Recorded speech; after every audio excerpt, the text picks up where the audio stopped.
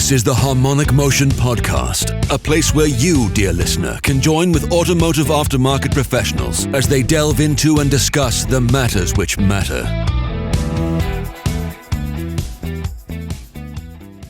So, welcome to this episode of the Harmonic Motion Podcast. I'm delighted to welcome Gareth Davies from Euro Performance to the podcast. Gareth and I have known each other for a number of years and are quite familiar with each other. And I've got a bit of a view about Gareth's business. I know his story, and it is very interesting. It's a very interesting journey that I'm hoping we can discuss and share today for the benefit of our listeners. So, Gareth, I really appreciate you giving up your time. I know you are I'm a very, very busy man, but I know you're a very, very, very busy man. So I really appreciate you giving up your time to come on and have a chat on the Harmonic Motion Podcast. You're most welcome. Thank you very much for the invitation. I'm delighted to be here and participate in this great series of podcasts you've been creating with lots of interesting people. So thank you. Yeah, no, thanks a million. No, and of course, knowing a little bit about your story as I do, I wonder if you might share, how you evolved from in your early career working for somebody else to being your own boss. And I know there are several chapters along that story, but you're currently inhabiting a very nice garage business there that you now own and run. And I'd like to maybe talk about what that looks like, but I'd like to probably go a little bit further back and say, well, so where did it start from you being a technician working for somebody else to making the leap that you've done now to running the successful business that you do? What's that journey like, Gareth? It's an interesting one.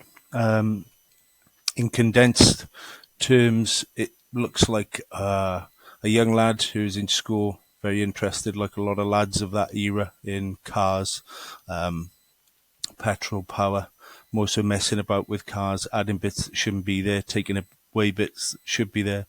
And it was fueled by an era of when parents were owning cars such as Mark II Golfs, which were quite sort of cultish compared to some stuff that not really average parents could be seen on a driveway these days. They don't make them like that anymore. And this sort of involvement, I suppose, I really always wanted to do something with my hands, or finding that I was doing stuff with my hands and maybe I shouldn't be. And that was really sort of the beginning. When I was in school, there was an opportunity in what would be now year 10 or Form 4, as it was back then, to do a week in industry or week in work experience, so a bit of a taster of what the world of work looks like for those who hadn't experienced it or didn't have part-time jobs. And that was an interesting one. I did that at an independent garage quite close to my parents' home. A real independent garage, if you know what I mean. There was sort of no real limit to what they could or couldn't do. And that garage was sort of the stuff of dreams for me, really. I spent an interesting week there that really cemented that this was going to be the purpose. That was really much to the disappointment of my parents, which had hoped that was going to be the week that said he definitely won't want to do that and will go and do a real job or a better job or something with, his brain, shall we say, the brains that I've got. And it became really a sort of a love affair with the trade. And from there, so I finished school. I went sort of down the apprenticeship route, which was with a Volkswagen Audi main dealer. Back in the day, they were dual franchises. So unlike the model you see now where it is solely Audi or solely Volkswagen, it was Volkswagen and Audi. It had a large body shop on the side of it. They did all makes as well. And that was really good. It was, I think, when I look back and when I look at maybe some technicians in dealerships in the modern dealership way now, it was a very pure apprenticeship in that the car park was full of Mark II Golf GTIs and Polo G40s, and the technicians there lived and breathed the job, which I suppose the romance of the motor trade for me when I joined it was that was just the norm, wasn't it? You didn't have a technician that hypothetically no disrespect, drove a Fiesta, but worked on R8s and did, jobs like that. They lived and breathed the brand, whereas obviously that's become somewhat dissolved, I think, over the years. Not completely, but to some extent. And that was great. I loved that. It was an interesting environment. It was a difficult environment, I think, to make pay. So I think at the point of where I was with Remit on my apprenticeship program, I think that was the sort of gross take home of about 297 quid a month, which, although money went further back then, it was certainly difficult. But I enjoyed my time with them. It probably bolstered the fact that they were the brands that I enjoyed working on, albeit as well there was sort of a connection to that with my parents owning those brands and wanting to faff about with them. And from there, then I did some time back at the independent that I'd done work experience for. That I think by this point are quite clearly established. They were predominantly a Land Rover and 4x4 specialist, but did some work with trucks as well. So you could almost experience the two sides to the coin. You could experience even what was then quite a clinical environment as a tiled dealership, of where it wasn't as how can I say, throwaway as it is now as a trade, where power plants just get replaced and everything's on them and your wheel went in and wheel went out. It was still a repairing garage, should we say, but it was a different experience to the independent, of where you had to think on your feet. There were a lot of solutions that had to be formulated within that independent that were left field or not part of the repair manual. They worked, there was nothing wrong with them, but it was quite an interesting sort of perspective compared to the manufacturer route, of where it's 8 o'clock at night and this lorry needs to be working again tomorrow morning. So what is the plan to make that happen? And that was a really good experience. There was a lot more to the experience, which was cladding sides of buildings, driving tractors around, experiencing air brakes for the first time, and the difference in responsiveness between one of those and a passenger car. But yeah, it was a really good independent, still going now, very much family run, very, very hard working environment. You could see that. I think the lessons that I took from that experience compared to the sort of corporate dealer world was that, you definitely get out what you put in. Huge commitment to customer satisfaction and trying to retain a customer base that was very local but also very loyal. If there was something wrong with their car, whatever their car, they have used them for this amount of time, so therefore it went there. But there was also an interesting spin, I suppose, on the specialism in a dealer, of where it was even back then it was different.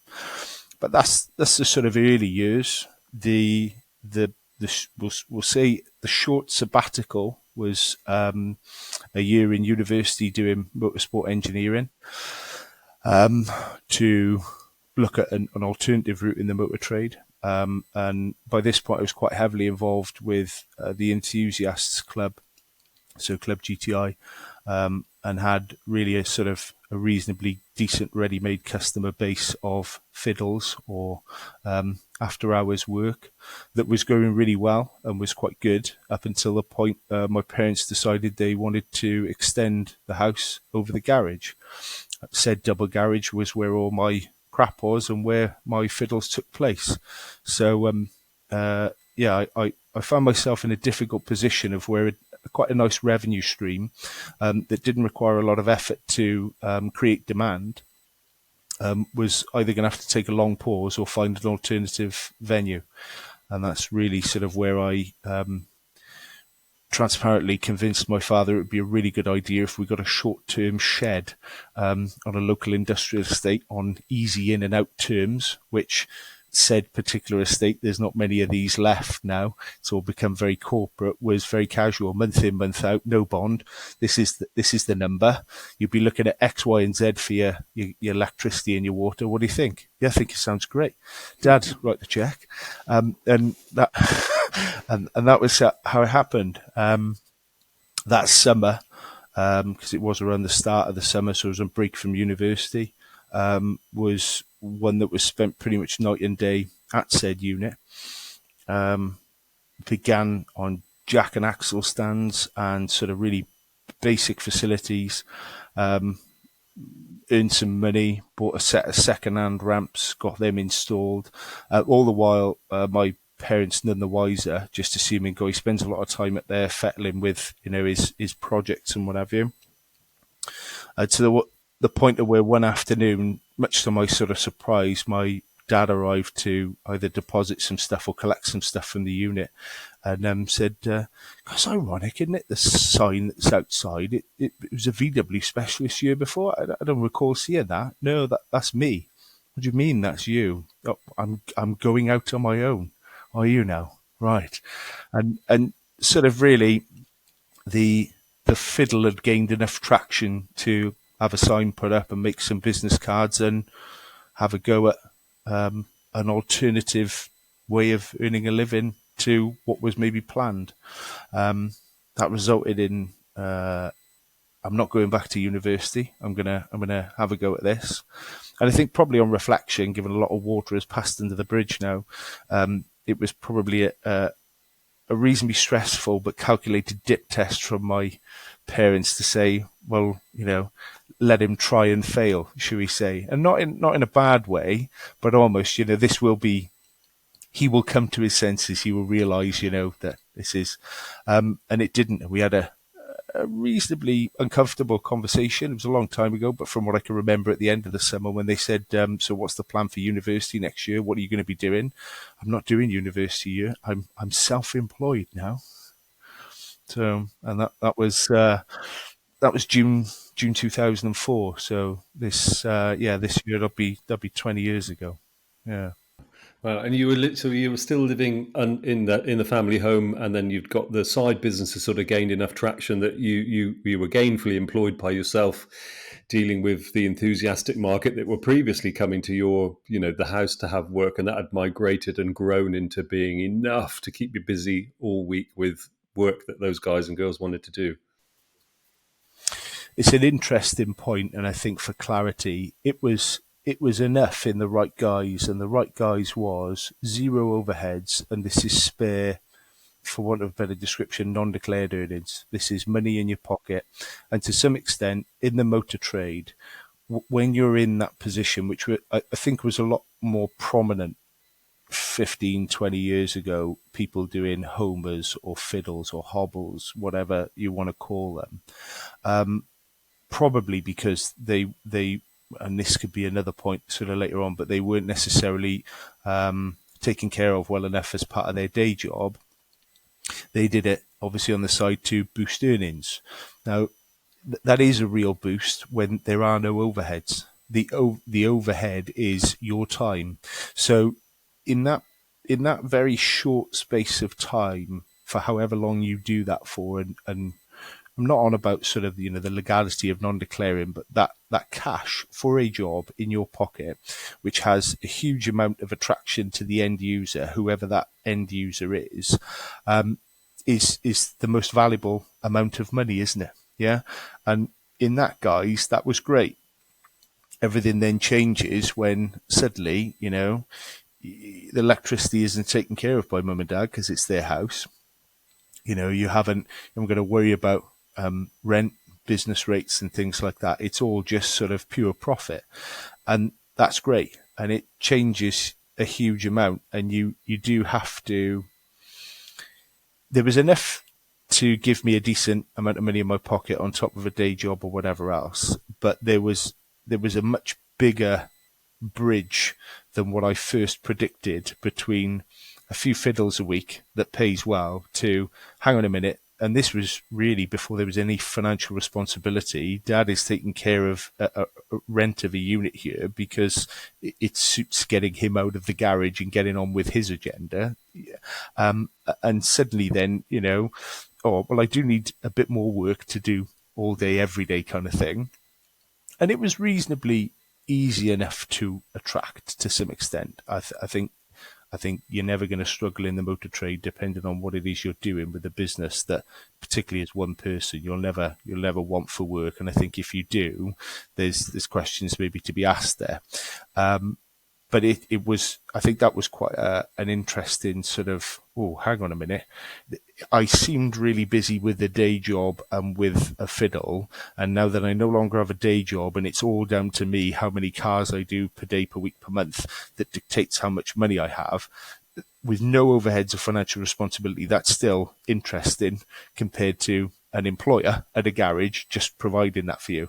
You don't worry about that. You just turn up and spin the spanners or do the job. So yeah, that was probably the first major. Oh, this is interesting and different. Yeah, you know, an insight into the work, an insight into the business side of of car repair. I guess that you're also the marketing engine. So ordering parts and receiving parts and paying for parts and preparing cars. That the non. So yeah, the business side. So it's a really interesting introduction. And what a lovely way to do it. Sort of low risk, if you like, eye opener. And you seem to be sage enough at the time to realize that maybe that's happening for a reason, that you're being shown the light before you commit fully committed in the summer. What a lovely way to think about the seriousness of what you're about to, that fork in the road, go left to uni or go right to being a garage owner. There are cruder analogies, such as you were given the length of rope, but you know what I mean. And it depends on your makeup and your sort of the way you view things about how you want to position it, and that might be a pessimistic or a cynical view towards it. But certainly, yeah, I think there was some burn time in terms of getting, maybe feet are just a little bit under the table. Let's see how this pans out. It's all part, that in its own right is all part of maturing as a person. Notwithstanding, at this point, I'm 20. I've barely completed an apprenticeship. So when I say I knew nothing, that would be unfair. But certainly there was very little on the knowledge scale versus the non-knowledge scale. Yeah, absolutely. And it was a good exercise. It was a good exercise. Yeah. And so where did that lead then, Gareth? So what was the next step in that evolution? So you're in your shed, and it was what was the pinch point? What was the next sort of decision that you had to make? Well, the shed was probably best referred to as an era that I would liken to party time, which is very, I wouldn't say little regime, but almost turn up when I feel like in the morning.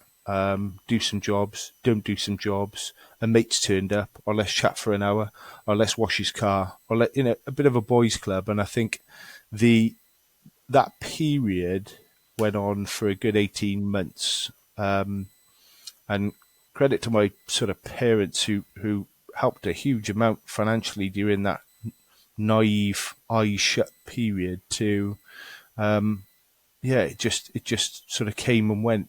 Some money came in, lots went out. No real concept of, have you got a busy day today? Yeah, I think I might do this, that, and the other. There was no other thought process. And I look back on it, and I sometimes get quite frustrated by it. But it's happened now, and that led to a fairly significant and sharp focusing conversation, which. My father was a chartered accountant by trade, and had quite a lot of fairly senior jobs within the banking industry.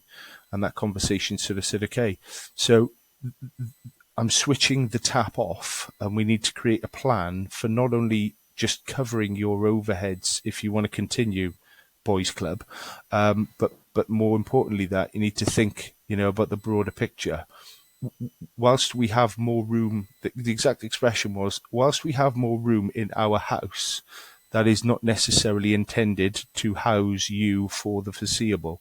So an interesting conversation that gives someone who was completely lack of perspective at this point and was really day to day about what am I doing today? I'm going to do a clutch on a Mark II. I've got an engine conversion set over the back there. There's like 500 quid in that. I should probably do some work on that. This is not a career. This is not a viable business model. You need a plan.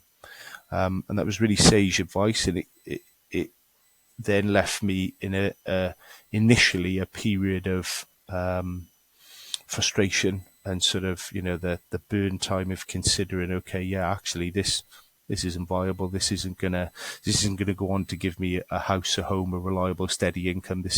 I'd be better off just working for someone. This is not the answer. And I sort of approached my dad and said, okay, so can I have some advice then about how we maybe, what does it look like to something that is profitable and, or at least takes care of its overheads and gives me a decent wage versus going and getting a job and just stopping. So then I had some really good advice, some sit down time, back of fag packet stuff, as my father would call it, but set out on a sheet of A4 paper and some really basic numbers about if you charge this amount an hour and you have this many hours in a week, you need to sell X amount of those to make this. And then sort of I won't say the first step in business. I did business in school, but maybe the first real world business exercise that says, and so that's what you're left with money wise in what you generate. And then all of these things come out of it that you've got to pay in theory before there's any left for you. So do you see how actually your current performance of, I'll do a bit of this and a bit of that, and it's not going to work. There needs to be some structure. So, and that was probably about 18 months in of where the rot was stopped, should we say, and the fork in the road came about: get a job or make this work in a viable business sort of setting. Yeah, good. And in that discussion, did the model then look like you could work from that place if you changed the way you were structuring your day and structuring your charges and structuring your planning?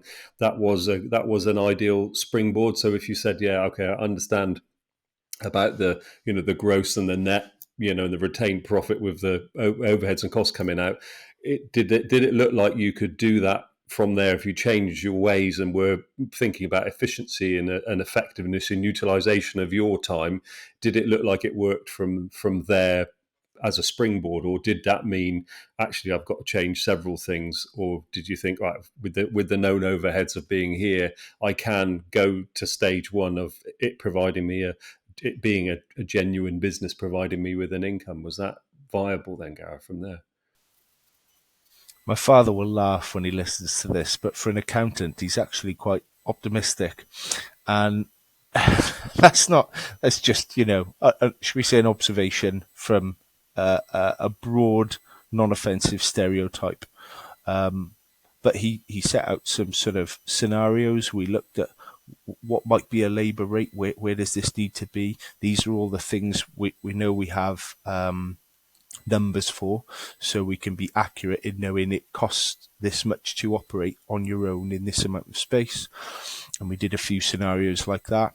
We then looked at that in terms of, let's say, a bad week, a decent week, and a really good week, and what that might look like as one person and what that one person may do. And yeah, that really was the sort of springboard that said, in this size building with these overheads, you need to do this amount of work over X period to be able to provide yourself with a living that is more attractive and worth the effort and risk than going and getting a job without, not as much effort, that wouldn't be fair to say, but without the risk and the effort and pressure in the make your own luck or make your own money scenario versus, I won't say turn up and be a bum on a seat, but go into a job where there is a lot more just taking care for you, and you're there to provide, in raw terms, labour.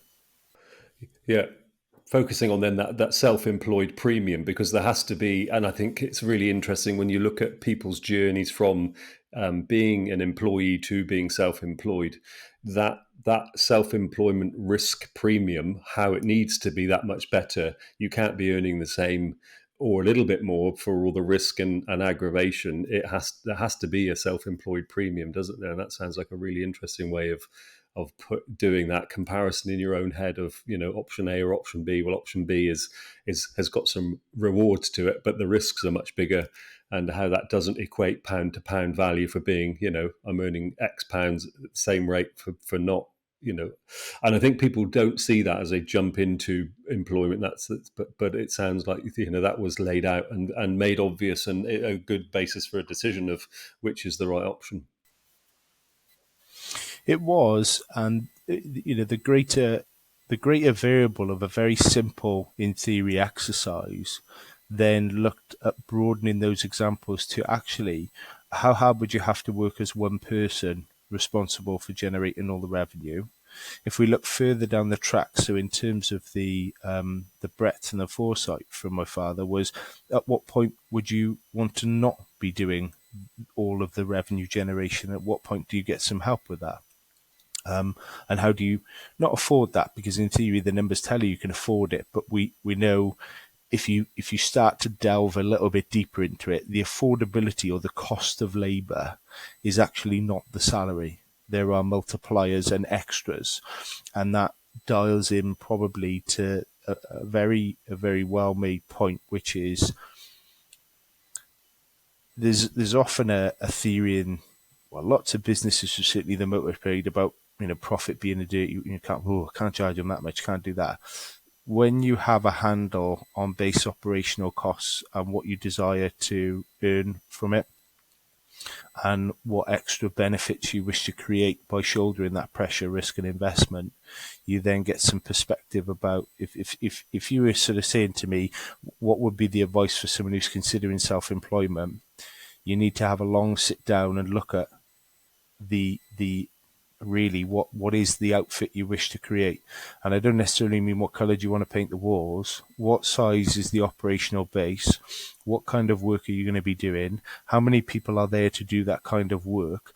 And and it takes a long time, what does that number look like in terms of overall reward, either for you as the individual or the company that you are trying to build value in? And it wasn't, forgive me for sounding deep, it wasn't that deep at that point, but it really was the beginning of trying to look at this in that way rather than just the fixing of the cars. It's very much like the book I think you put me onto many years ago, the baker, isn't it? The E-Myth, yeah. We're all bakers. Yeah. Yeah. Yeah. Yeah. And that's a huge basis for consideration. It's just as good, I think, or I'd like to think, after the event, because an awful lot of what I've done in self-employment has been retrofitted. It has not. It's been a backwards plan, and they're not the best, unfortunately. But it's what I got. But yeah, something like that, and doing research and doing exercises to look at, okay, where do I want to be? I want to be over there, and I want to be earning this, and I want to be doing that, and whatever it is that floats your boat in terms of financial reward, house, material things, experiences, holidays, whatever it is, the budget and the baseline, just as you would do if you were looking for a job.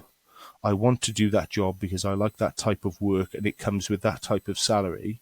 It's sort of how you need to look at self-employment. And do the same exercise as if I'm not going to apply for that job because I'm not skilled for it, or I don't like that kind of work, and I can't do what I want to do with that amount of remuneration. And self-employment needs, at the first base, needs to be as crude as that, because otherwise you're forever fighting an uphill battle of chasing something that really should have been underpinned from the outset. Yeah, very true, and I think very true, and I think there's probably another dimension in that, Gareth, that when you do that level of work, because that transition of a soft launch into self-employment from being an employed technician and having your sideline, which I think many of us that were in the trade had that, and as you mentioned, partly that's to do with topping up the salary that maybe wasn't as good as it should be, or enabling you with an employment and a self-employment to get those aspirational things that you wanted.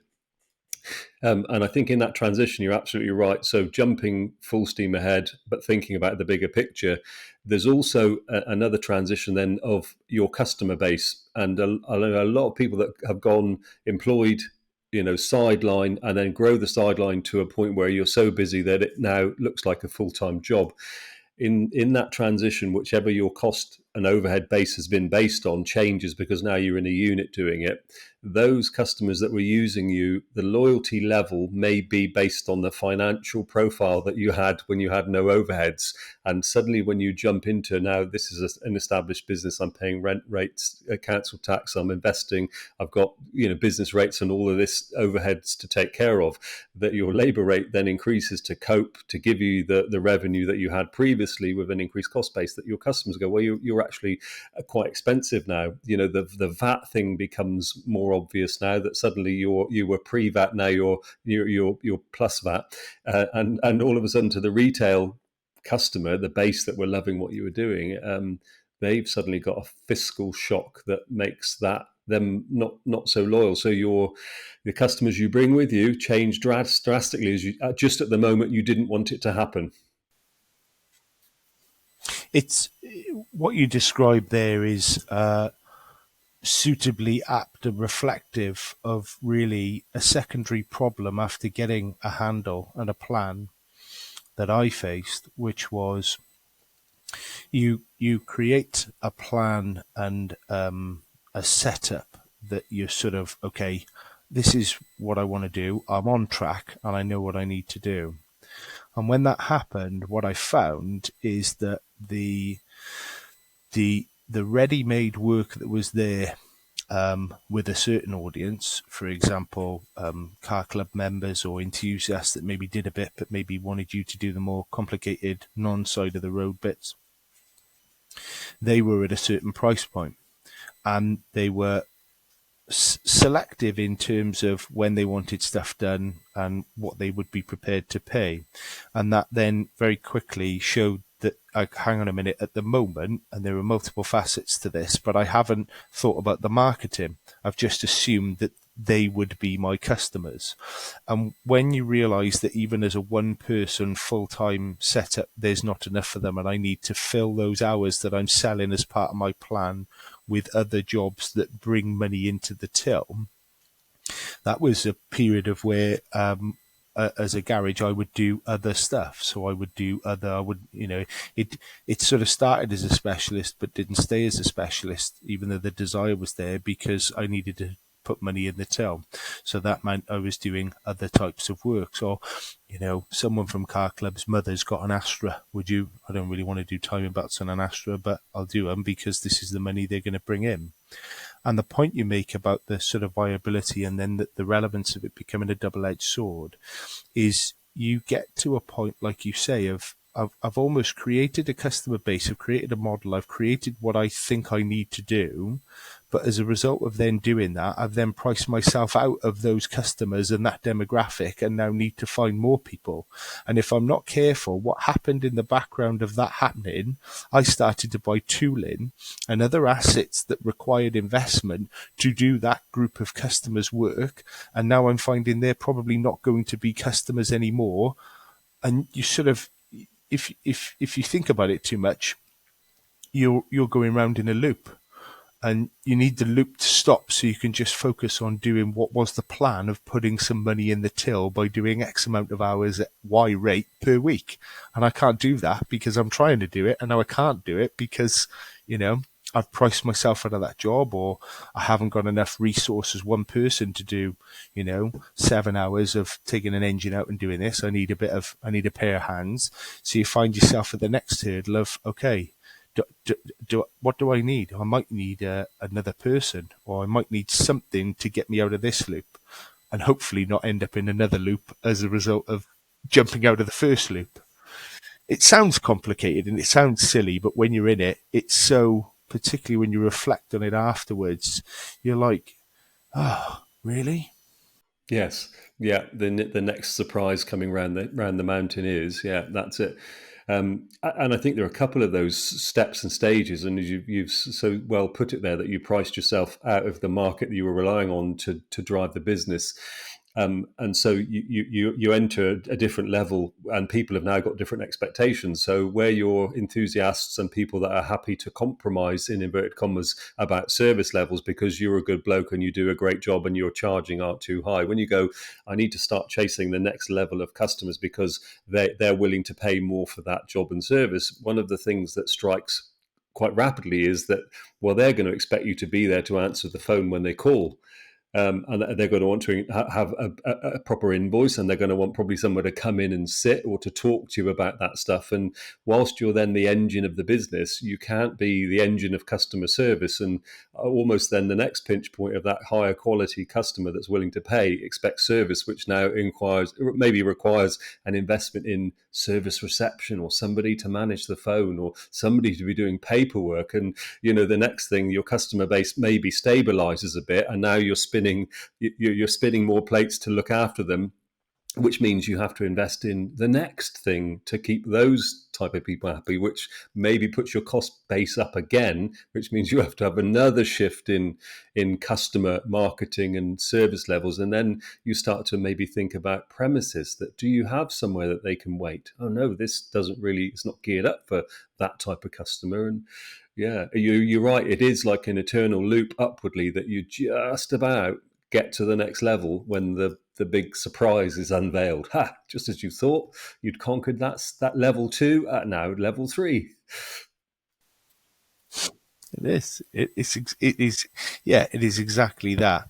And I think sharing my viewpoint and what I know about my experience and journey so far, and this may sound radical, but if you could look across a much broader time base and say, what is that over there and what do I want that to look at, and maybe work on the economics and the numbers of that.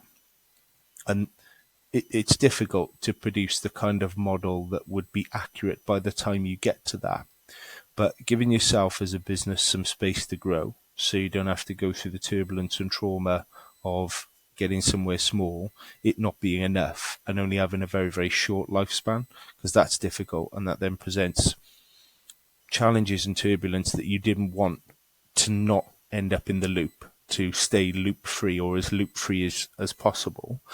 Secondly to that, looking, okay, if I have X size unit, I can do Y cars with how many people in theory, and it is quite loose. But I think when you get to that point and you start to then drill down on it, which is so far away from the day job that a lot of us are doing, which is fixing cars, this becomes business and economics. Even on a light scale, it's still true of that.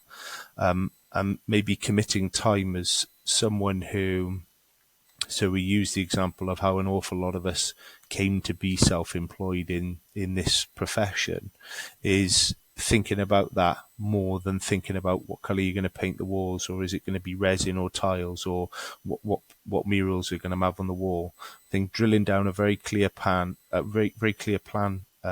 about what is it I'm going to do. So what are the services we're going to provide? How are we going to deliver them? On what scale? Over what tenure? And in what setting? And I think only then, which very late in the day, I've sort of got to grips with and said, okay, by looking that far away over there, can I drill down on that stuff now and work at it now, so we chip at it, so that by that point we aren't at risk to some extent of getting back in that loop. Can you maybe, I won't say reach greater success levels, but I think the last thing anyone wants when they've jumped ship, they're out, they're in this abyss of self-employment where it is sometimes very difficult, very alone and very pressured because you're the person with multiple hats. If you can have a bit of comfort and a bit of reassurance about where it is that you're staying on the rails for and how you're going to get there and over what time period, that makes actually getting there so much easier than constant forks in the road and stuff that you didn't see. You've got to get from A to B, mate. Okay, well, that sounds all right. There's your wheels as well. Okay, great. What I failed to tell you is two of the wheels have only got one bolt in them, and I can't tell you which ones, so they may come off at some point. Oh, okay. The fuel gauge reads full, but it hasn't worked in 10 years. All right, okay. Is there enough in there? Not sure. And you know what I mean? And it's that kind of thing. And those are the moments that if you'd, as poor and crude an analogy as it is, if you'd stopped and done the basic checks before you set off, which I failed to do, and had to retrofit them, then you're much better prepared for that journey of A to B, which we all know in life, whether you're employed or self-employed, is never as straightforward between two dots. It always takes turns. It's the nature of the beast, whatever it is you do, whatever walk of life you're in and whatever trade or profession you're in. So to be best prepared for that, before you get to the first hurdle, you're not worried about singing three wheels on my wagon because one of them has gone missing, which is very often the case. I found myself in that position. I'm howling three wheels on my wagon. I got sparks coming from the rear brake drums. Yeah, I'm trying my best to get over there, and it's just not going to happen. Yeah, yeah, it's very true. I often think of it as an analogy about driving at night. And in your business, as you set off, you're driving at night, and as you're self-employed, as you set off, you don't have any headlights on, so you're dealing with the changes in the road almost as they're on you. Now, as you gain a bit of wisdom, you start to shine a bit of light forward, and you start to see the bends coming a bit sooner. And as you become highly proficient, you got super matrix LEDs on this thing, and you can now travel much faster, much more quickly, and you're seeing the twists and turns way in advance, and you're planning for them. You might even slow down a little bit for some of the bends, and that sort of analogy of being in what you said there, and the wheels are coming off, and you're running out of fuel. These things, as you start off, are just facts of life, and how some of us survive the small business transition is partly by luck, partly by support of others, including family and friends and partners that keep you going. And I think often when I remember back to times going, I'm so far into this that I can't not go forward, and the desperation of not failing sees you push on, and that's either extended hours or you're doing stuff at a higher rate than is sustainable. You end up trying to sprint a marathon in terms of personal performance, when if you just planned that bit, you would have seen all that coming. You probably would have gone, I'm not going to try and fund this from the bank of me. I might go and get some proper funding, have a business plan, and fund a unit, and fund a couple of staff, and fund the core resources I need to get going. I think a lot of us that started up were guilty of building our credit and our resources as we were going, a bit like driving the car without the headlights. We're investing almost in any spare cash that we've got to enable the next step. So no, it's sage words, building that plan. The relevance of that, though, which is probably why hindsight being 2020 vision, everybody in their sort of approach to business advice says about having a plan, think things through, write them down. That's all absolutely the right advice. There's I think probably the two most significant factors that are why we don't do enough of that. And I think certainly relevant to my own experience would be, number one, I'm a pre-programmed, natural-born doer. I'll think about that afterwards because I'm doing this now. Number two would be I would be surprised, but open to persuasion, that anybody who has the dream of going self-employed envisages the level of success that would be expected, and not in terms of pats on back, but in terms of the growth and scale of a business operation at the tenure or whatever that long-term site would be to model stuff on. So they therefore don't think about it, because we can quote the statistics all day long about small businesses and how many survive beyond 5 years and this, that, and the other. No one really has that sort of view. And I wouldn't say an arrogance, but I never went into business going, I'm very positive about where we're at and what we're doing. But I never looked at it and said, that's going to be a realistic prospect, so let's plan for that. And as a result of that, there has to be a bit of that driving on side lights that are, barely 2.5 watts, because there's quite high resistance across the filament. They're almost black and they're just about sort of shining the light. And you have to have a bit of that. If we could all start, it's a great analogy, but with the, 2-kilometer vision display of matrix, it would be great, but it's impossible because no one has, I don't think, that level of self-belief in their desire to go self-employed. The desire to become self-employed is usually driven by the level of sideline work, or sometimes maybe for the love of the game. I just really like fixing cars, and I can't do enough of it in an 8-hour working day for my current boss. So if I go self-employed, I can do it all around the clock. The point is then, what bolsters, I won't say the lack of vision, but maybe the lack of planning, is, which I'm sure everyone who's self-employed can vouch for, the grit and stick in to say, oh, do you know what? I've got to do this, or I've got to do that, or that's become non-negotiable here because I've got to get over this crest, I've got to overcome this challenge or this hurdle. And that's a lot of the time.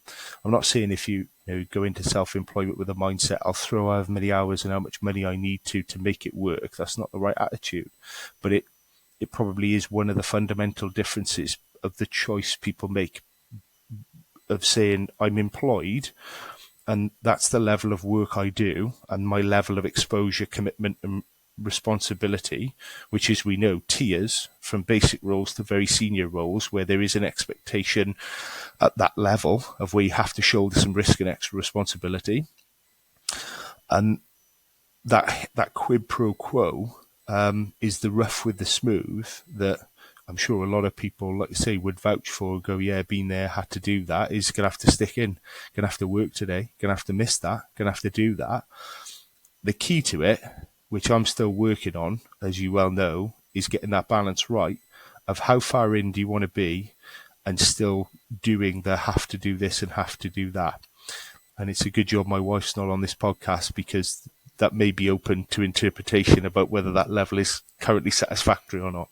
But yes, that's the knack of it. Yeah, it is. You're absolutely right. Yeah, and I think as much as it's a strength, it's also a weakness. So you have to have that stickability, and you have to have that can do, and you have to be a problem solver and we'll get it done. You have to have that ultimate optimism in it. You can achieve it, given whatever you need to do. It will happen, even if those around you are shaking their head and going, "It's just impossible." You've got yourself in that situation, and I think that tenacity and that foresight, that vision, and that self-confidence is what makes us succeed long term.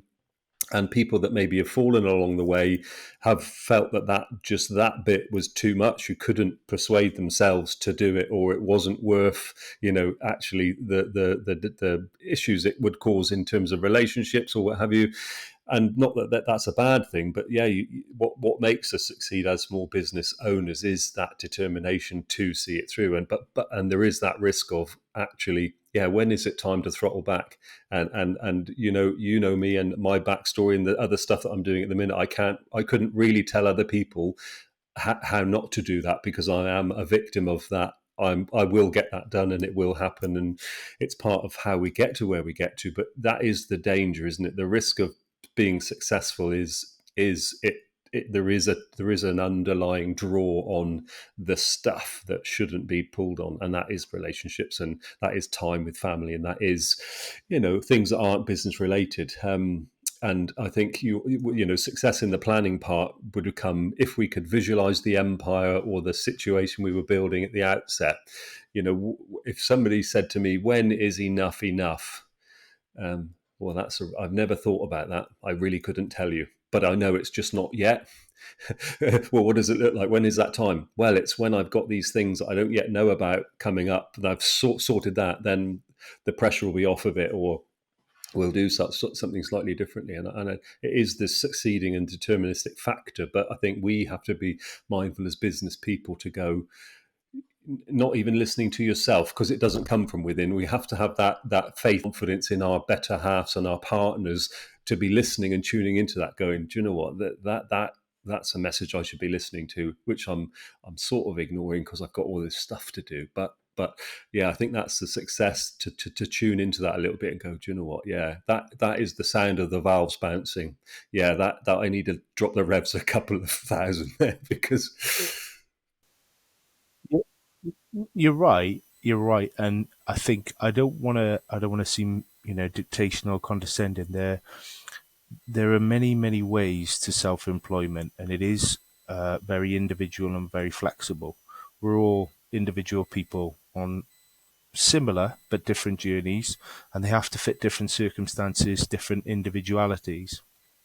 But the point you make about sort of, valves kissing pistons, we want to try and avoid in the day job and the home life is, I had a bit of a realization I'm just as guilty in that.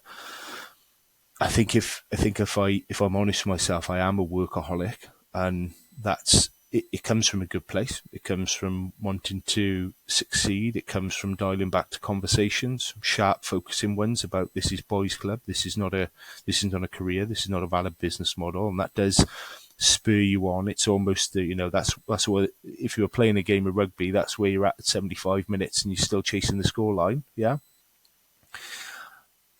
But I had the realization that I was all set to have some time off for Christmas. The garage closes and has done certainly for the last 8-9 years between Christmas and New Year. It doesn't open at all. Has a well-structured break for the people that work within it. And my wife uses the expression, "You work within it. You may happen to own it, but you work within it. Why are you working in between?" And it's a really good point. And it's one that I've been, I suppose, devoid of answering properly or truthfully in a very long time, in 13 years of being with my wife. And I didn't work between Christmas and New Year this year. There's a pull of family. I've got 2 young children. But that's the knowing when to hang on a minute. What am I going to achieve in those 4 days that I'm going in for? That, yeah, they're a great 4 days that I'm sure everyone would strike a level of. They're your days where there's no this, no that. This is a business now that is responsible for employing 10 people. It has fairly large financial commitments every month. And you get lost in that. Forget the fixing cars. You get lost in that if you're not careful. So to have time where you have none of that around you for 4 days solid, gates are shut, no one even if they thought you were there, you're not there, you can achieve quite a lot. You can go really back to basics and get a lot done. And I didn't, too fundamental. I didn't want to. I didn't feel up to it. Tired. It's been a very, it should have been a better year than what it was, and it wasn't. But more importantly than that, there were 3 people that were sort of, almost trying to buy my time. What have we got to do to make you see the bigger picture? That work is important, but it's not everything. And I think you can very easily lose sight of the prize. I certainly have for a long time in self-employment. And keeping perspective of everything else other than it just becoming, work is life. I'm self-employed. I got to. You don't have to. Ultimately, if you're self-employed, you're to some extent master of your own destiny. So the only place you can look, not, let's not get too serious about it, not critically, but ultimately, if you want to evaluate your own performance as someone I would have been better off working, and having a job, as I would have a happier and more enriched family because I would be there more. Self-employment. What was it about? I did a lot of hours. Okay, great. Yeah. How did that go? It's great. It didn't work out so well at home. So I think there's that key point that you make there about balance. Everything's got to be balanced. There are times where peaks and troughs. There will be extra demand. There will be, I just can't do that. That can't become every day. It can't become the norm. It has to be, and I'm still working on that. And I bet my wife is listening somewhere thinking, "Oh, this is gold. This is." Yeah, I think you know what, and I think there are probably a lot of partners that support business people around that would be listening that are doing the same thing, and yeah, it is tricky to take that. In my own mind, I've done the flip, and I've forced myself to take time off.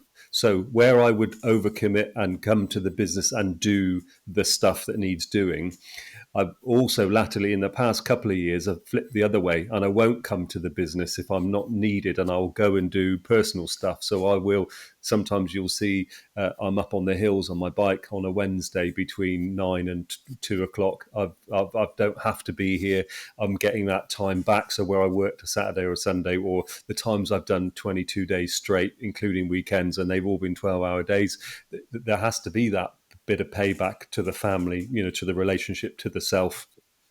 And yeah, I think that's the that's the sage wisdom of being older and longer in the businesses, and it's delightful to hear that you've managed to do that. And that's really difficult. That is so difficult, and if you put yourself back in the scenario where the wheels are coming off, you maybe haven't got the opportunity to do that. But as things stabilize and you build towards your plan, I think switching out of the habit of being, of over committing and of overdoing and of getting it done, yeah, that's the real difficult thing. And I say I've found myself having to flip that thought process completely on its head. It is all right to skive. And do you know what? In fact, my hairdresser, she's a barber. I call her my hairdresser. She is a barber. Puts me into that. Are you skiving today? And when I started going, and I'm going, I am in fact skiving. Yes.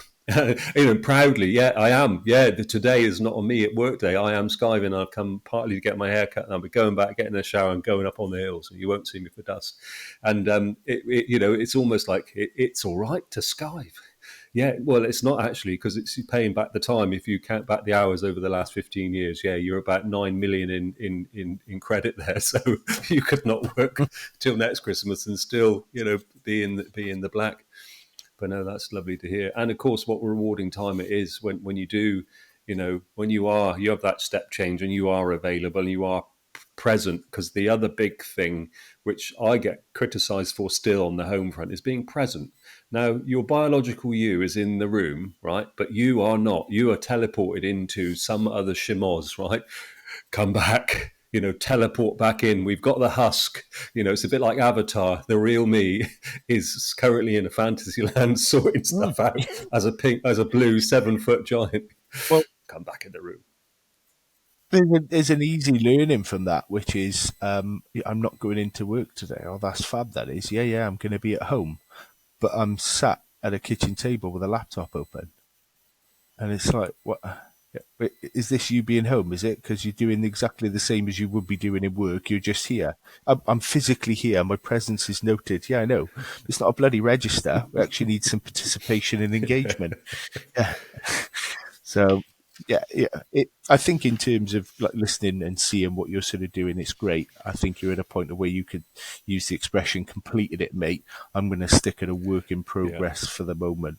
Yeah, it's a little bit like teachers with a red pen. Needs some improvement. I'm on the right track, and I'll take it's that. on your agenda, and it's you're conscious about it, and that is that step one. So yeah, keep that up. Yeah, and it's difficult. Yeah, but no, congratulations. So everyone will appreciate that's close to you in your life, and it is, those words are quite difficult. I find those sometimes challenging when they're pointed back at me about, what is it when things are a bit frictionful and you're not really present, and you get that, what is it all about? Those resonate in my ears long after they're talked about, and I go and so, you go, yeah, well, yeah, what is it about actually? And having that focus on the bigger picture, yeah, it can't be all consuming. So that's amazing to hear.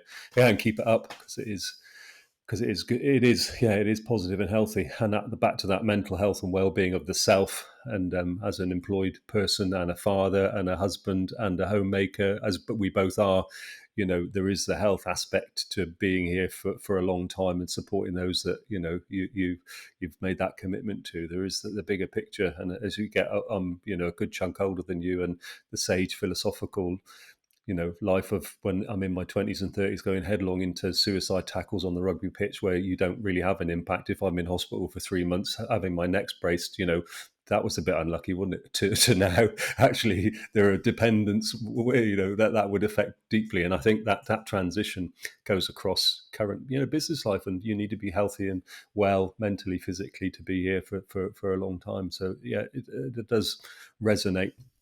We have to focus on it to do well by everybody. Yeah. If you're not careful and it's easily done, and it doesn't, when I say remain part of your focus, the conversation that was looking about the bigger picture, when I was getting some advice from my planning about at what point will you not, or would you like not to, or would you not expect to be doing that work? Depending on the type of work as a technician you do, I mean, technicians' roles these days can be quite segregated. You can have service technicians, you could have a guy that really, or girl that only does diag, or you could have the sort of heavy repair. And heavy repair, depending on what your car park is, can be really heavy. And having just turned 40, heavier repair is heavier at 40 than what it was when I was 25. I still do it, and I still do enjoy it, but that is a big focus. That, like you say, the rugby tackles and the 3 months off through injury. Where does that feature in the plan of? We did some numbers, we worked out hours and this, that and the other, but because it was only me, the garage won't run after I'm 45 because I either won't want to do it after that point or I can't do it. Something prohibits me being able to do it. And dialing back to, there's so many reasons for why, but as well as the work life, which is, how long do you want to be doing that kind of work for? I have to. No one else does that kind of work. Yeah. You're 63 and you're putting a gearbox back in a crafter. Are you having fun? Not really, but I've got to.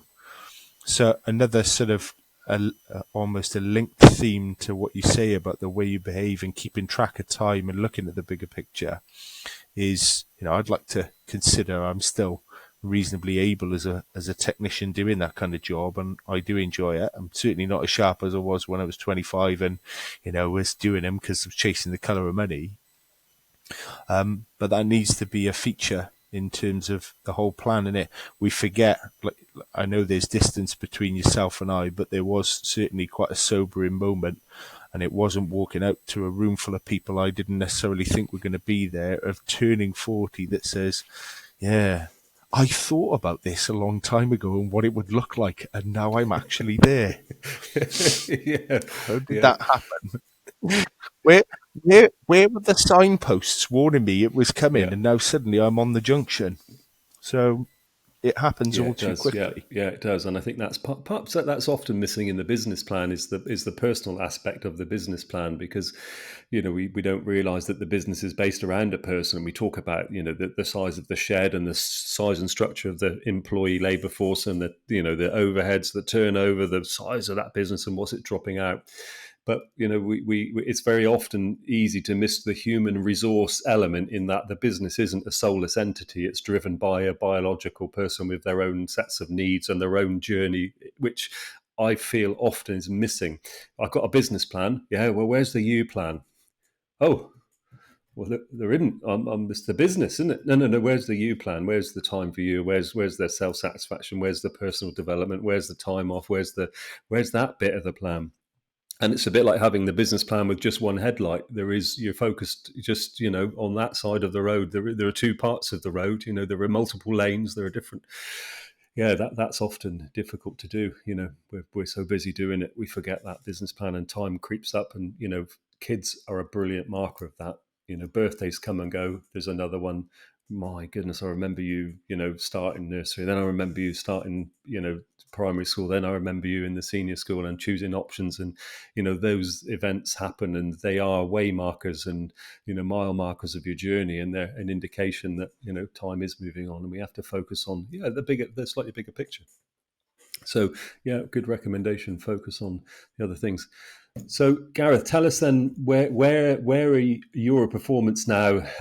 Where is your current destination in your big plan? Then you'd obviously set up the Euro performance, and you've got into your current home some time ago, and that second phase of the journey is see you building a lovely business. Tell us about the size and shape of what it is, for our dear listener to visualize what it is that your plan with the headlights LED matrix have got you on the journey of business life.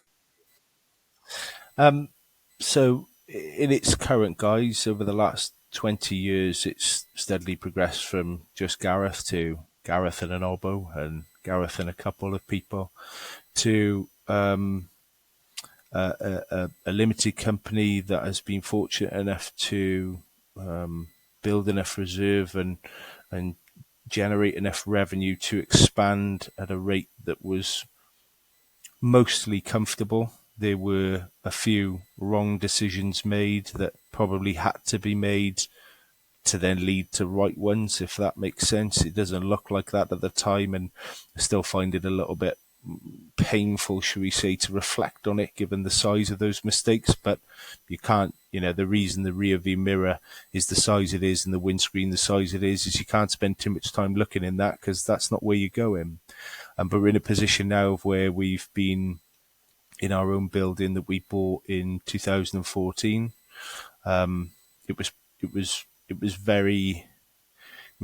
We were very fortunate to come across that. When we did, we were faced with a fork in the road, which was, there was probably, I think, 4 of us at the time that were working in a reasonably densely populated unit that functioned to the level of the sort of things you alluded to. There is somewhere for customers to be served that's clean and tidy, and for 1 or 2 people to wait in reasonable comfort.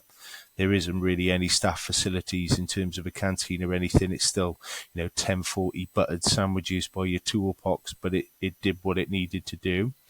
And around about that time, we took on two fairly significant fleet customers that we sort of stumbled upon.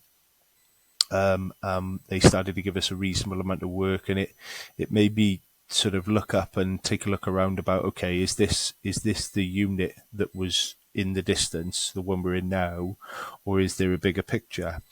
And initially the bigger picture was, naively, I need more space, particularly a higher unit, to be able to do clutches on VW and Mercedes commercial vehicles without having my knees bent, because it's not the most pleasant experience. I'd like to actually stand up fully to do it. And I looked around quite a few units that were decent. They were local. You go through that whole process of the what ifs. I've been in that unit for about 6 and a bit years, so it was quite well known on that industrial estate. It was, go down there and hope for the best kind of thing for the people who don't like looking you up and sending emails and phoning up. They just sort of, I need to arrive and suss out.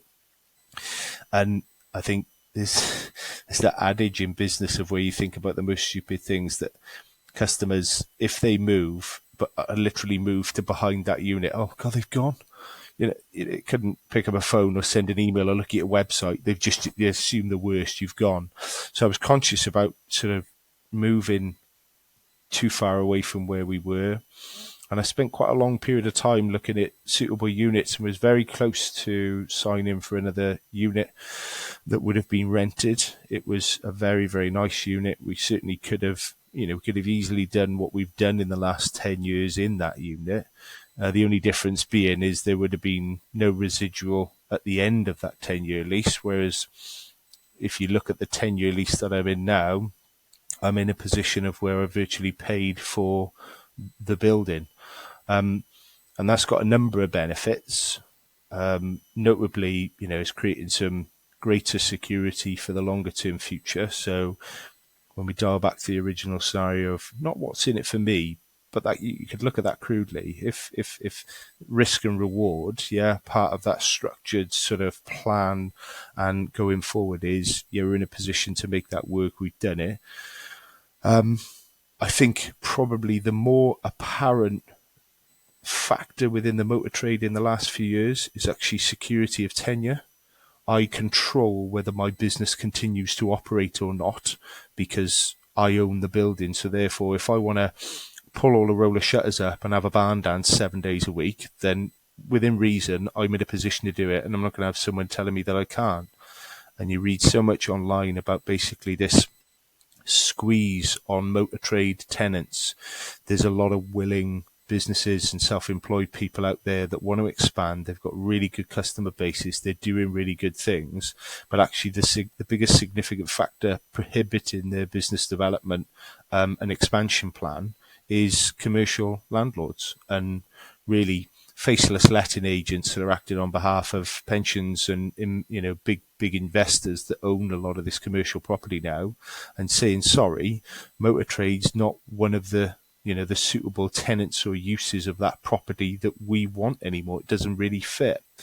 So I think when there was there's multiple reasons why you might consider purchasing a commercial property, and the first and foremost, I suppose, if we're being crude, I'm the iron going around the board, and a bit like you want to play Monopoly, I want to try and accrue, some material sort of worth.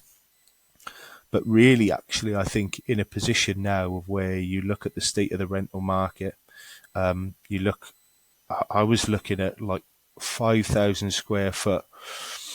This is maybe 10, 12 years ago. And, we were doing deals at about £4.50 a square foot for a 10-year lease. If you're not careful now, you're giving £7.50 a square foot run by us for 2.5, about half. And you think, wow, hang on a minute. Everything we're trying to do from the outset here is plan numbers and work out how does this work in an economic viability. How on earth can you control that when rents are either becoming exponentially unaffordable, or they're actually just no longer an option to keep your business there because they don't want you in the unit, and actually you're the sort of you're in the weakest position as the tenant there doing, in inverted commas, what's considered a dirty trade.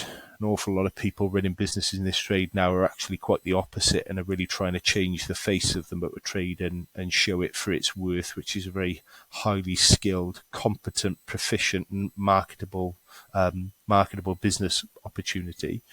But yeah, we sort of, I digress a bit. We got to the point that we were fortunate to buy a unit. We spent a reasonable amount of time and effort and money equipping that back in 2014-15. We've worked it quite hard, should we say, although we try and look after it, we've worked it quite hard, and probably over the last 2 years I've looked at a number of things of where I feel I could make it better. And we're currently in the process of making it better, which at the moment is making me feel worse, but it will make things better when we come out the other side. So it's improved customer facilities. So an area that is conducive to multiple people waiting, changing over, coming in, dropping off. What do you need that for? Well, we process a lot more cars a day now, so therefore you need somewhere for all those people to go. Yeah. Providing facilities that when you look at where our business is located, there isn't actually a lot to do there. So you either come there to drop a car off and you arrange your own transport, take a loan car, whatever. But, the sort of nearest bus station is probably a good 10-minute walk away. It's an industrial estate and quite when I say a low density one, so I'm one of the smallest units on there. A lot of them are really, really big, mass producing, like food factories, big industrial units, 50,000 square footers. So what do you want to do? I want to drop my car off and I'm going to pop around to this place that makes a load of stuff for the Ministry of Defence. All right, what are we going to do around there? I don't know, but just, yeah. So in terms of, you need to create somewhere that if you got, I don't know, 14, 15 cars coming in every day, because that's your kind of workload, depending on what it is. But one of them's wheel alignment that's got a time booked. Do you really want that car there all day? You don't need it there all day, do you? We haven't got the space for it. We don't need it there. Come in. They can enjoy the experience. It's an opportunity for, I suppose, as well, like a sort of trust building measure. They can get a feel. They can, a lot of people now, they want to see inside the workshop. We don't really want them in the workshop, but we want to be able to give them some kind of, vision of what our environment looks like, what's happening to their car. Let's demystify the process. The car just disappears off in the workshop. Something happens, then it comes back out again, fixed. It's all right. You can watch him adjusting the alignment on a big screen now from the comfort of an air conditioned waiting room with really good coffee. Great. Oh, that's interesting, isn't it? So that's probably a major part of it. There was some equipment upgrades that needed to be done. And as you know me, I don't do things by halves. So that became quite a significant piece of this sort of project.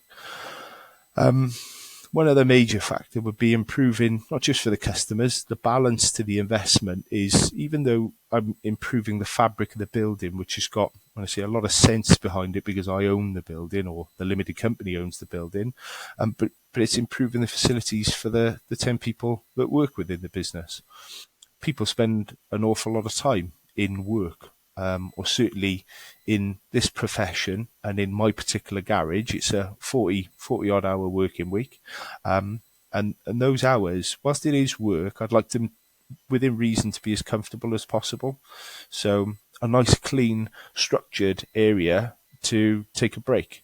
A break which doesn't mean you're stood by your toolbox with half a calendar 5:30 on sandwich. You can go sit there away from it. You can have a rest. That environment doubles up as well because it's quite a decent space for us to do some training.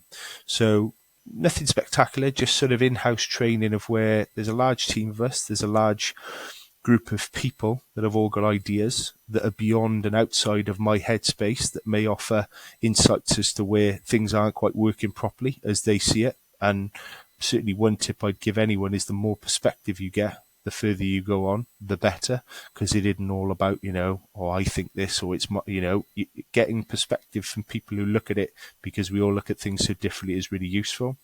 So that'll lend itself well to having structured sort of half-day, we'll call them powwows, Picasso meetings, they used to be called in a place I worked in a long time ago, but whatever you want to dress them up as, a clean, tidy, comfortable, well-appointed environment that allows people to genuinely relax and enjoy a break, eat a meal without, being sort of like in this shit, in between jobs, but also a place that we can, go through some training or, ideas, improvement, post-match analysis. What have we done that worked really well? What have we done that was horrendous and we need to try and improve upon? A space that is mine and my wife's office, rather than I currently reside at a desk most of the time in the workshop. And it can be really difficult sometimes to be on the phone having a fairly serious conversation. And you think, yeah, try that again.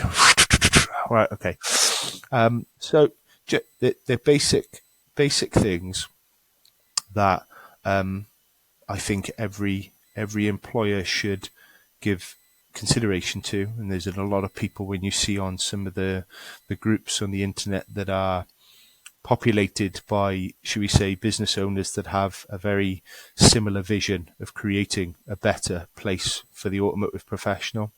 But also it's something that hopefully can maybe reflect on us as a business, not just because it's the way I see it and the way I want to do it, but because it reflects, should we say, the values we're trying to impart on customers that is part of our USP. If you ask me, how are you still going 20 years on, there are a huge amount of ingredients that make up that recipe, but one of them fundamentally, I think, is, without being sort of, should we say, pompous or sort of, funny about it, the type of vehicles we work on, not all of them, but there is a degree of, I want to know what that outfit looks like. What is there? It can't be the tradition that you and I will remember, certainly at the start of my career, but what was considered acceptable. Draconial garages, wipe your feet on the way out, covered head. We all do them jobs some days, but we never make sure we get seen by the public when we do that job, yeah? And that, I think, it's obvious. There is a huge amount of people committed in this trade trying to change that being the face of this industry. And I think all I'm trying to do is do my bit to say, yeah, I've put my hand up and I want to be one of those garages that says, it is a dirty environment to some extent. Dirty jobs take place. You cannot, no matter how complicated and advanced the technology is, there's going to be some oil, particularly if it's ice powered, yeah, and there's going to be some dirt. It's the nature of the beast. But can we make it so that it's a really positive reflection on the people who work within it about their sort of standards and their values, and that they want to work in a building like that. They want to work in a building that's clean, tidy, professional, and really says, if you look at me and we all look the same, we all wear the same uniform, we all look presentable, clean, tidy, and you look in the environment, they're all factors, I think, that psychologically customers rat out and say, that's somewhere I want to use as a business. Yeah. So yeah, there's the two elements to that I'm picking up on is about retention of your team members and showing them that you care, but by setting that really good environment up, but also differentiating with your customer base that they know their 40, 50, 60, 70, 80, 90, £100,000 pride and joy is going into a suitable workshop, so environment, but ergo, if the environment's suitable, the activity that is going on in there is also highly suitable. And so, inferring that that's a soft marketing angle to go, yeah, we hold the same values. It's people like me, isn't it? So if that customer could have a garage that they pictured in their mind that they would go to, your place is what they're visualizing, and that's hopefully securing your that level of customer. So I think it was somebody I was talking to said that your customer, the wrong customer, will know they're in the wrong place as soon as they enter the as soon as they open the doors and enter in the reception area. They know that's not for me. I'm in the wrong. My expectations of value are different than this business is presenting, and almost you're as much as you're ruling people in by that, you're probably also ruling those that you don't want out by this is not the place for you. Absolutely. And I was going to, if you hadn't covered that, I was going to bear reference to our loops previously and what are we doing. The improvements, whilst it seems like a fairly significant project, and it is a significant investment, are ones that they do a number of things.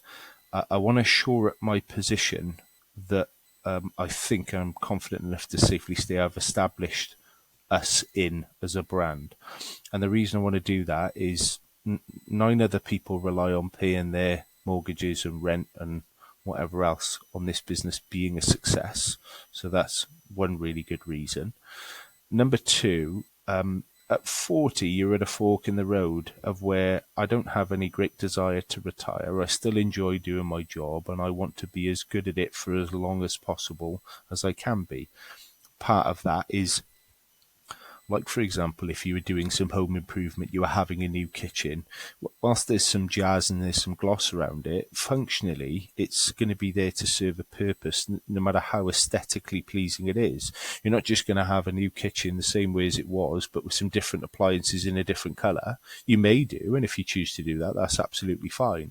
But it strikes you as an opportunity to improve or change things for the better, ergonomically, aesthetically, whatever.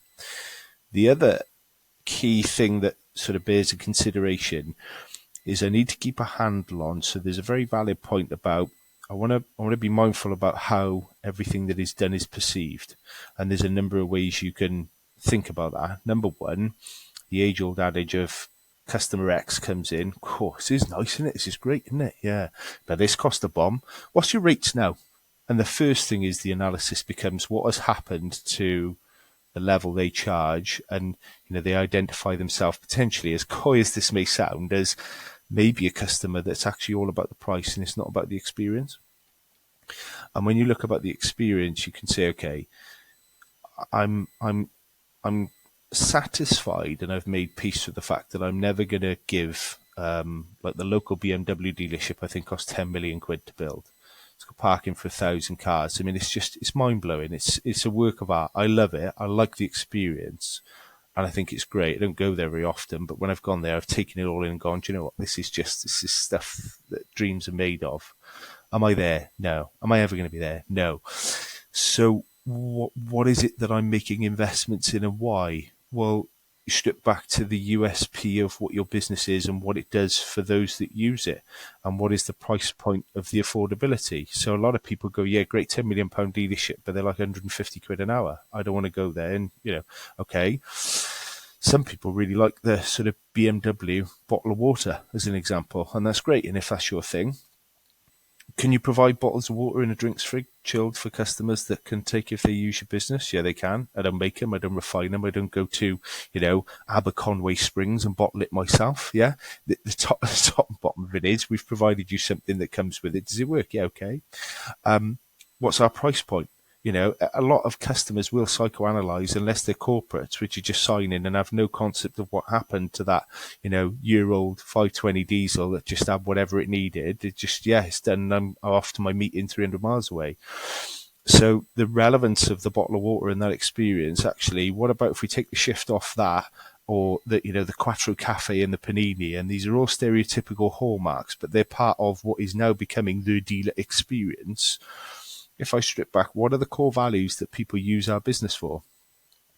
They want someone who's knowledgeable, or someone as in people plural, to be able to fix their car, service it, MOT it, repair it, or diagnose it when it goes wrong competently.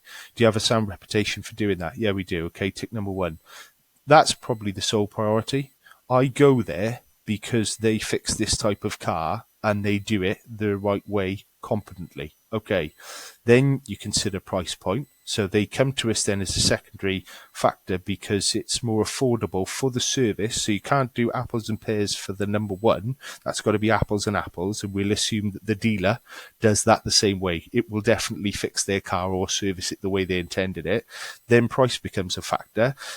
It may, or convenience. It's really hard without doing market research and feasibility. But when you sit down and look at all those factors, do I need Euro Performance bottled water to retain customers to my newly refurbished workshops? No.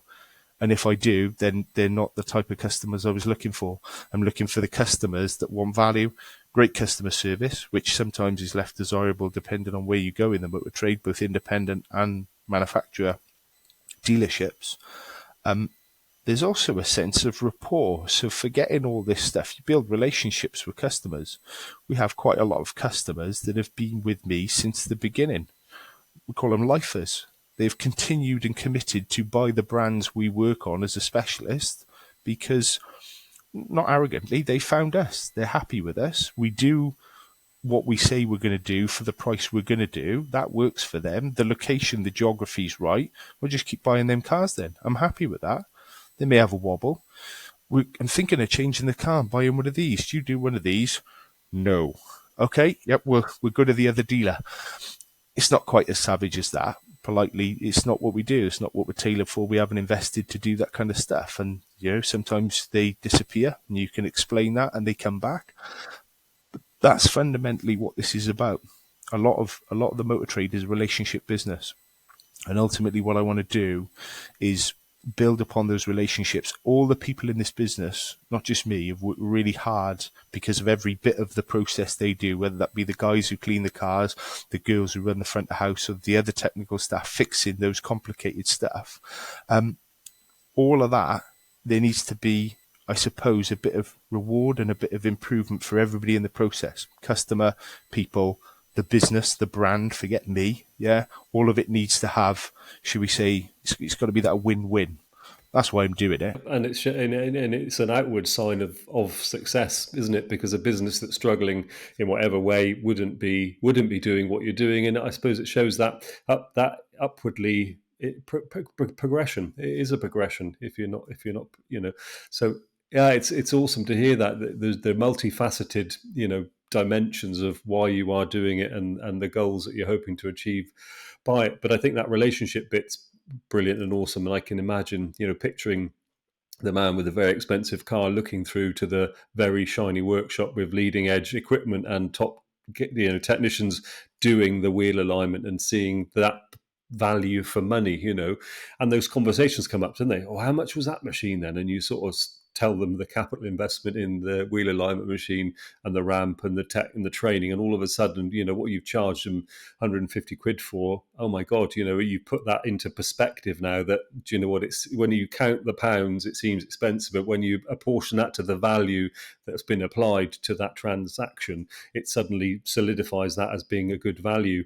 And they're confident and happy that they've had a good return on investment. So no, I think it's what you've done there. I'm dying to come and see, but with the picture you're painting there with the description, yeah, it does sound awesomely like it's supporting the growth and the brand values and the work that you're doing. So I can see, there's a direct connection in what you're doing outwardly to what you've been doing inwardly as the business. Now that's reflected probably more proportionally in the customer experience and the staff experience, of course, because in all of this, the team is the business and the business is the team, and that you've looked after and catered for that. Again, is absolutely critical, I suppose, in this era where you hear so much about retention of staff and recruitment, the work environment, and it's not the 40 hours so much. It's about where they're coming to do that and how they're being looked after and catered for and the respect they're being shown. And again, I know you're a great supporter of training and development of people, that whole, picture goes to build the solid business. You're building, foundational changes, aren't they? They're really supporting the solidity and structure of what you've got and what you're building. So yeah, it sounds awesome. I can't wait to see it. Now, you're not going to believe this, that we're coming towards the end of our chat together, Gareth. And what's traditional, and thank you so much for sharing a story. What's traditional at this juncture in the evening is that we sort of think about what you might like to change. We go through the wishes of the future. So thinking about the trade in general, so bigger picture, if you had a magic wand and you could wave it and maybe make some changes, you could have one wish or two wish. You can do an up swoop and a down swoop. What sort of things, if nothing, money wasn't an object, change could just happen. What issues do you see either we're facing as an industry that you'd like to see changed? And it could be personal, it could be on a bigger picture. If you could waggle the wand, what would be different? Well, I'm going to do something a little bit left field to the waving the wand, and I'm gonna when I say if it's okay, I'm going to talk about changes that I think are realistically achievable. And the reason being is, if we liken my ideology about what I'm trying to achieve with my business is grounded and realistic and within my means of affordability, hasn't got some massive financial backer behind me to throw endless amounts of dollar at it. It's got parameters that it can operate in. I think probably the most significant change, there is change in the trade that I'm really positive about. I think single-handedly raising public perception and awareness. The easiest analogy would be mechanics and technicians, yeah? And like-minded people could talk about that all day long. They could get upset about it. There's plenty of meat on that bone. The real people we need to educate are the customers, the public. And I think that the change that we've seen in mobility from when I was working on 1.3 single point injection that was still under warranty in a main dealer in Hartwell, to what we're working on now as independent repairers who are working on cars within warranty, which didn't happen a lot in that era. That was, the 3-year life cycle to a dealer and then maybe looking at independent. There are lots and lots, thankfully more than what there were, of independents that are really trying to change the face of the automotive industry for the better. And I think that's really positive. There's still, unfortunately, a lot more work to do there. And I think the areas that we need to improve upon, motivating young people or just people in general to consider a career in the automotive sector. And that doesn't necessarily mean as, I've got a one-track mind, they need to be an apprentice, they need to be spannering, shop flooring. There's so much breadth in the automotive aftermarket in what you can do as a career and a lifelong career choice. It can be the automotive aftermarket, but it doesn't need to be one job in one garage forever. There's plenty of variety to be had. There's plenty of positions and roles and opportunities within the automotive aftermarket for even the most diverse of backgrounds that can be applied into probably one of the most tech savvy and fastest moving professions that there is. It's one that with participation, should we say, from employers and willing investors is one that could be very well funded. It could be in a position for all the good work that the NHS does. Unfortunately, one of its main drawbacks is funding and availability.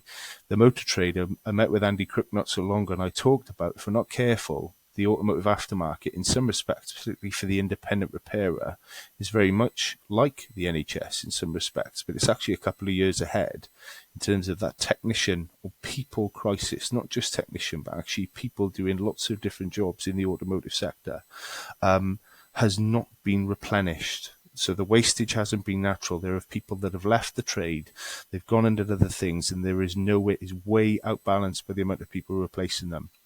And that needs to change because the amount of work to do is ever so much greater than what it was when I first started. And over that timeline versus a bigger timeline that you could, elaborate on, it needs a lot more people. And there's so many different roles that those people could be doing. But I think creating engagement and interest, particularly one that has, when I say financially rewarding prospects, it's all too easy for people to do other jobs than ones within the automotive sector, and pay is a significant factor of that. So I think if I could change one thing, it would get.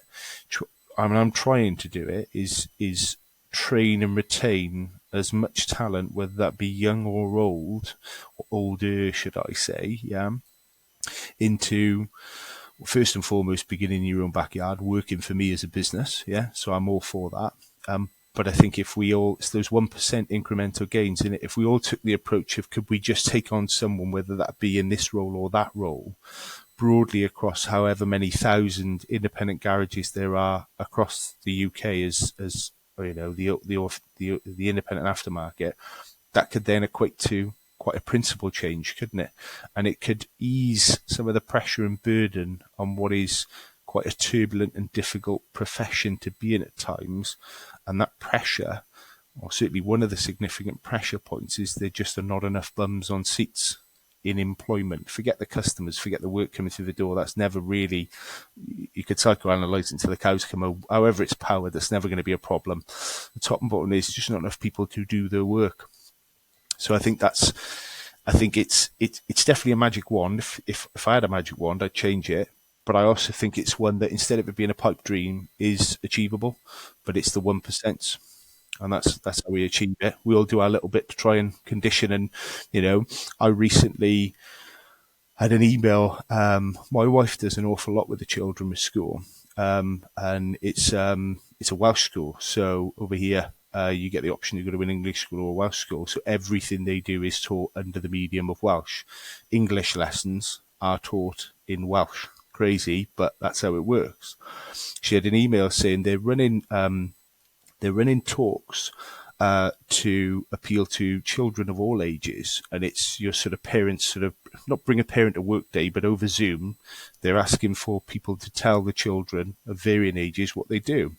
She said, I think you should do it. And I said, why on earth would I do it? Apart from our kids, you know, going, I can't see what the merit is. And then sort of sat and thought about it and thought, these are the people who are like me, who are reading the car magazines, or they're not reading the magazines these days, are they? They're on their tablet or they're in the internet. They're the ones who've got the interest in it, that if we're not careful and we don't try and do our bit to tell them what it's about, what there is, and how it may be very different to their perception that they hold as a customer or an onlooker, then we haven't done enough to give the sort of the aftermarket of tomorrow a fair chance of keeping on going and being there, if that makes sense. Yeah, it does. Yeah, you're propagating. So we're giving the oxygen of publicity of the trade about it's a good place to be in, and getting that in front of more people and having them maybe consider that as a positive career opportunity. Yeah, I can see that. No, and that, I think you're right. That is everyone's responsibility that's in the industry that wants to see it, survive and prosper. It's very akin to the NHS. The levers are very long. You know, a school leaver that's choosing it as a career option that goes to college, and we're competing against all those other careers, and finding an engaging employer, finding a positive role model in that work, to sustain that person through their career. I think getting them into the funnel of being a aftermarket, in a job role is quite difficult, and that perception has to start with customers and then start with everybody else. But we're all responsible. You do cite that it's everyone that's in the garage industry. Some are positively contributing, so those like yourself with that impression outwardly of professionalism and acting accordingly and delivering that service, but also the negative stereotypes that are actually denting and causing the minus mark in the column of positivity. It's a fact of life. So yeah, maybe it doesn't sound like a magic wand moment, but it probably is. But yeah, true to people that are listening here. Yeah, it's taking that responsibility on, and taking what you've said with some seriousness, and being positive about the job, and attracting new people, because you're right. I think we're in that pinch point. There's too much work. There's not enough people. service levels are suffering, booking times for garage repairs growing, maybe quality of repairers, certainly availability shrinking. In a way, it's good because it gives us an opportunity, but long term, I think everyone that's in the trade is looking at that as a risk factor for maybe its survival. And so really, really deep words there, Gareth, and fully support that. Trying to change that for positivity. Listen, I'm going to thank you from the bottom of my heart for coming on and sharing your thoughts, and it's been enlightening as always. Conversations that we have, outside of this arena, are always generally we find a lot to agree about. So I thank you for sharing your wise words, wisdoms, and journeys with the podcast, and people that are listening, I'm sure, will find some level of inspiration. So I thank you deeply for coming on and giving up some of your personal time to appear. Really, really appreciate it. You're more than welcome. It was an absolute pleasure. I was delighted to be asked that you'd want to hear of my humble tales, certainly on a broader screen versus just down a closed phone line where, it doesn't really matter too much. But it's been a real pleasure. I've really enjoyed it. And thanks very much for having me. Brilliant. Thanks, Gareth. Awesome. There's much less swearing actually on the podcast than there is normally when we're on the phone. So that is a positive side effect. You did say best behaviour, so I really have tried. No, also brilliant. Thanks, Gareth. You're more than welcome. Thanks, James.